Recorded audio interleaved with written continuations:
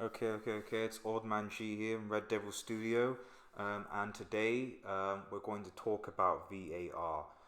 It's been in the news of late, in particular the Women's World Cup. Read a few articles on BBC, Guardian, and a few new outlets that really seem to be panning VAR. So, for those who don't know, video assistant refereeing. I mean, as part of football, it's being introduced slowly but surely in order to assist referees. And there's really this ongoing debate about the nature of VAR, and increasingly in certain the media, there seems to be quite a very, well, certainly in the UK anyway, I'm not sure about other countries, quite a negative reaction to VAR. So this is kind of going to be an almost, I would say, pro rant for VAR, based on what I've seen, based on going to football games, based on what people have said in the past, and also just based on the actual benefits of VR that people don't really seem to be talking about. So let me just go over a few things. So the arguments usually against VAR in general is that it takes away from the drama of the game. It makes it roboticized.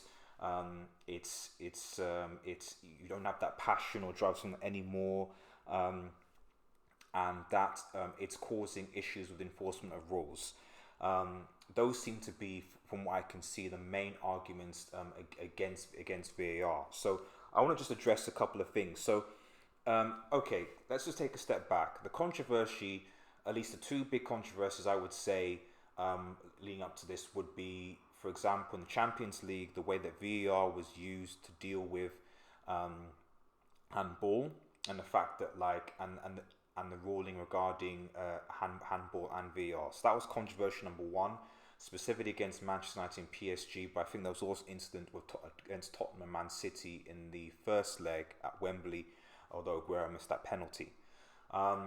Then we have the issue. We have the issues in the World Cup, specifically in Nigerian game and also in the Scotland game, where the goalkeepers are judged to be off the line, and the penalty was ordered to be retaken. Again, issue there being the law that the goalkeeper must remain on the line before the spot kick is taken. So basically, these circumstances have brought the controversy to the furore, and as my viewpoint on this is the defending issue is that this is not with video assistant refereeing. Okay, all those cases where the controversy comes, the issue comes with the nature of the law. Okay, and of course, there was going to be difficulty because we are using, for the first time anyway, technology to help to interpret law. We've got to go back again. Remember that the whole point of video assistant refereeing, its introduction in the first place, was to assist referees. And that's why I want to touch on the first point, that the first argument is that it's ruining entertainment. Well, frankly, it's not. Okay, if anything, video system referees actually adds more drama to the whole dynamic of things. You look at the Manchester United PSG game, you can have your debates. I still think it was a handball, irrespective of what people say. But that created huge drama. The VAR incident, Tottenham against Man City again in the game Etihad, where Sterling scores a judge to be offside, the handball, that added loads of drama. So VAR certainly, despite what people are saying, certainly doesn't remove the drama of the VAR was introduced in the Champions League this season, and it's probably been one of the best Champions League to watch. So the argument that VAR is suddenly going to return to Stone Age, is going to ruin things on entertainment, is nonsense, bearing in mind that VAR was just used in the Champions League, and I think people are very quick to forget that. And I'd argue, and I'm honest, although it's difficult as a Manchester United fan to admit this, Liverpool were the best team to win in the last Champions League. So it didn't bias anyway. If anything, it allowed the correct decisions to be made. Okay, so that's point number one there. That's the argument of it's going to make it dull and boring. Nonsense. Just watch last year's Champions League games, most exciting games I've ever seen. It did not ruin it at all. So that argument, in my opinion, it's an opinion, but I think it's just based on the Champions League. I don't think it is correct. The second thing going to point was the idea of the rules. Now, a lot of people's issue with VR is more the issue is with the ruling. Now, a lot of footballers, the high pro footballers, and even fans have said, well, the referees aren't doing, the referees haven't played to kick the football, etc. And there's been the arguments that, if they just been on our level. Now, here's the thing. Now, I don't know about the women's game, but I imagine it'd be something similar. But certainly with the men's, there was, from what I recall, a consultation by the Referees Association for the top managers and representatives of specific clubs to come and actually have a presentation and discussion about how VAR was going to be implemented in the Champions League. And what happened? Barely anyone turned up. And the head of refereeing was, and I think it was UEFA, was actually pretty annoyed at that fact. Now, I don't know whether there was something similar to the women's, but the impression I get is that there probably was. But again, people not really taking it seriously. Now, for me, I just think that you can go and talk all you want about how the rules, implementation section, and maybe we've got to be human. But for me, in any game, any sport, or in any professional job, you have to be familiar with the rules. There's no excuse. There's no excuse to not be familiar with the rules. And if you have been given the opportunity to be familiar, okay, with the way the implementation of new technology is, which will affect those rules and affect how you play, it is your responsibility, okay, to inform yourself of that. Okay, that might seem harsh, but I just think that there's almost a sway of arrogance with a lot of sports sponsors who, let's be told, have never refereed a game in their lives, and it'd be interesting to see the amount of people that are criticizing VAR. I wonder how many of them would be quite content to referee a game. Okay, you're criticizing representation. You go and then you referee a game. You uphold the laws as best you can. You keep up with everything that's going on, and then come back and tell me how good of a job you're and how easy it was. So yes, there is an argument that the referees on the kick, but there's also argument I would argue from the referee's point who says, well, you football stars haven't refereed. And one of the things that I think is a bit is that you actually don't get that much representation, let's put it that way, from Referees Association. I'll talk a bit about that later actually, because there's a personal element to this, I think, as well. So then the last argument is that there's a bias and sort of discrimination, so maybe it's implementation, discriminating against, in the case of Women's Cup, against women, it's discriminating, it's adding, it's just a bias, and again, I use the example of, okay, fine, but you remove VAR, okay, you don't suddenly get better decisions. And this is what people need to realize. Okay, VAR is not great, but has it led to better decisions? Yes. I don't think anyone can argue with that. You remove VAR, you don't suddenly get better decisions. You go back to where we were, where a lot of people have forgotten, which is where these same pundits, these same sports fans, these same people then go and complain about the standard of refereeing. Refereeing should be better. Of course, none of them actually volunteer to referee or actually become a part of that training. They just say, in quote, standards should be better, and they don't really specify how that should work. Oh, maybe technology could be used to help them come to a better decision. Oh, wait, okay.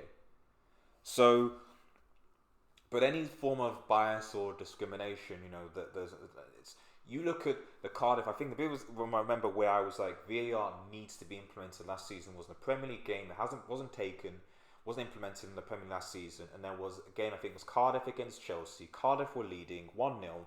This was a big game for them. I know they got relegated, but they were 1-0 against Chelsea, and this was away. This was a means they could potentially spearhead their survival run. And what happened? Blatant offside. The the linesman is in the correct position, and the goal stands. A quick VAR video system review sees that, picks it up. There's no issue. It was talked about for a bit and then quickly forgotten. Why? Because it's Cardiff. So if I'm honest, under the current system, there's clear and obvious bias and discrimination towards small, unimportant teams. Whether that be at the World Cup, whether that be at in the Premier League, if it happens to I wonder sometimes whether whether, if we go quick to the Women's World Cup, whether Thailand or some of the teams that weren't particularly good, whether they had bad decisions, whether people would be talking about it. So there seems to be a clear... So the bias discrimination is there, but the bias discrimination from referees has always been to smaller teams, always.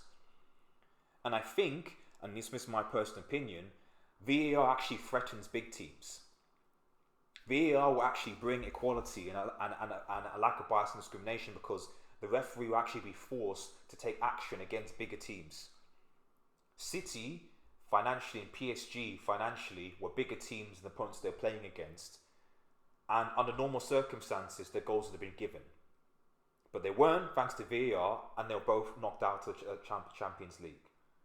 So it really does, in my opinion, it really does shift the balance of power between big and small teams and allows for better decisions. Now, that's the first one out of the way. I want to make a case of why I think it is needed. Okay? The first thing is just consistency. Okay? Now that will come with clarity when the rules and when players, managers actually get familiar and understand the rules and how they are implemented. Okay? Then consistency will follow. Okay? And it will bring that needed consistency. Okay? So that's the first thing. Second thing, other sports. One of the big things I don't quite understand is that you look at rugby, you look at tennis. There's so many other sports that use video assisted technology to help them. Cricket, I think, uses it, and there's no issues. You don't hear the fans complaining, you don't hear the media complaining, you don't hear the journalists complaining. It's smoothless, it's seamless, etc. For some reason with football, we want things to be traditional and remain the Stone Age. I don't understand, I don't know. Of course things will take time. Of course, when technology was implemented in rugby, it wasn't automatically a success. But the reality is that technology, and certainly video assisted technology, in high-paced games is very, very common in other sports. Football should be no exception, and it can only benefit football ultimately. We cannot still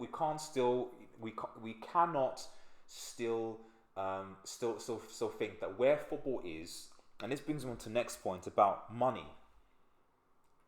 Because the reality is, whether you like it or not, football is a business. There's a lot of money at stake. And so as a result, the correct decisions have to be made. In the case of the Premier League, it is literally a difference between relegation and promotion. A Champions League final, Champions League knockout. You look at, for example, the nature of VAR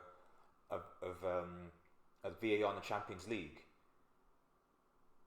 Literally, that VAR decision against Manchester United and PSG probably sealed Ole Gunnar Solskjaer getting the job. That VAR decision with Tottenham, Pochettino, added credence to him. Like it affects things more than just the game itself, because football now is so high pressured financially, managerially, playerly. So because of that pressure, the correct decisions have to be made, and irrespective of how harsh, because this is what it comes down to. It doesn't come down to and from what I've seen in reading multiple articles in the press and so, the argument never seems to be about that was the incorrect decision. The argument seems to be more about, that was harsh. It's ruining. It's a harsh decision that's making things like robots. It's ruining the game. Well, in my opinion, I would rather we have considerably more correct decisions being made and one or two harsh decisions than multiple incorrect decisions but less harsh decisions. Because an incorrect decision is an incorrect decision. Okay? So I just think that we have to give VAR time, and we have to give our support to the referees implementing this process, and we have to, and players and managers and coaches have to be familiar with the system, with how things work. It shouldn't just be on the onus, I believe. I don't quite understand the argument that that it should only be referees that should be familiar with how the system works. Players, managers, coaches should be familiar with the technology that is involved in their game and the rules of the game. There is no excuse there, in my opinion. And that's the case throughout all sports, professions, etc. If you're playing, if you're an employer, you need to be familiar with the rules of your organization. That's just how I see it. And lastly, before I finish, I want to know a personal thing. Culturally, one of the things that I've noticed and seen, especially in the press, is there's been quite a negative view towards referees. I don't know if it's because of the nature of authority. Maybe it's a culture, we have a negative reaction to authority. I don't know, but it just seems to be okay to verbally and sometimes even physically, abuse referees. And I remember seeing the grassroots level games, and you'd see boys at about 13, 14 refereeing games. They get paid about £10 an hour, I think a 10 or something like that, to referee the game, and the amount of abuse that they were getting from parents, someone's around them, it broke your heart really. It was so, you could just see yes, people say it's the emotion, it's the passion, stuff like that, justifying the abuse directed towards officials, because that's just what it is. No need for self-control or reflection. It's just how it is. And this negative attitude that a lot of the press and pundits and sports and stuff like that have towards VAR, have towards referees, filters down. And I think it actually makes it acceptable for a lot of people to hurl abuse at referees, whether that's professional or even at the lower level, kids level, like 13, 14-year-old, usually boys, refereeing games. So I think people need to really be careful about the effect that everyone can have an opinion. I'm not saying that you can't be pro VAR, anti-VAR, do respect things, all those things, and you can't have that opinion. I'm not saying you can't have that. That is not what I'm saying. Although there's a lot of anti-VAR videos out there, so I want to make a pro one. But what I am saying is that, on a ground level, I think people need to realize the effect of these populist actions, especially this negativity around referees and decisions, stuff like that, and that does trickle down, so you end up having a 14-year-old boy bursting into tears because of the amount of abuse that he's been getting from the crowd, from the stands, because he got a decision wrong. Because it's acceptable to abuse a referee verbally if he gets a decision wrong. No, it's not. It's never acceptable to verbally abuse a referee. It's not. Okay? Yes, we can be annoyed. I've been annoyed. The amount of times I've been annoyed with referees making really bad decisions, I've been so angry. But at the end of the day, they're trying to do their job in the best possible circumstances, and in order to help them do it better, because I'll be frank, yeah, there are bad referees out there, but you know what? We can help them. We can help them by using video-assisted referees to enable them to get to the best decisions. That was the reason that VAR was implemented. It was implemented to help, to assist referees. If we could just get back to that line of thinking, okay, then hopefully in time, there's no guarantees, but in time, okay, all of this debate, all of this discussion will be a thing of the past. And much like goal line technology, because people forget the whole furore, goal line, how's it going to be implemented? What's going to go on? It's going to ruin the game. Goal line tech. No one even talks about it now. At all, they don't. So let's give it time. Let's see how it's implemented in the Premier League. Let's just have some patience, and I think that's what it comes. Let's just have some patience, and let's just remember, video system referee is not going to destroy the game of football. If anything's destroyed football, it's the sheer amount of money that's in the game. Video system referee is only there to help and support referees, and I think that we should just respect it. Thank you for listening, guys. This is Old Man G. Again, please like, share, and subscribe. I'll be posting more videos in the next couple of days about various topics around Manchester United. But I thought I would post this out because I think this is something that's really quite close to my heart, and something that inevitably will affect Manchester United at some point. Take care, guys, and cheers.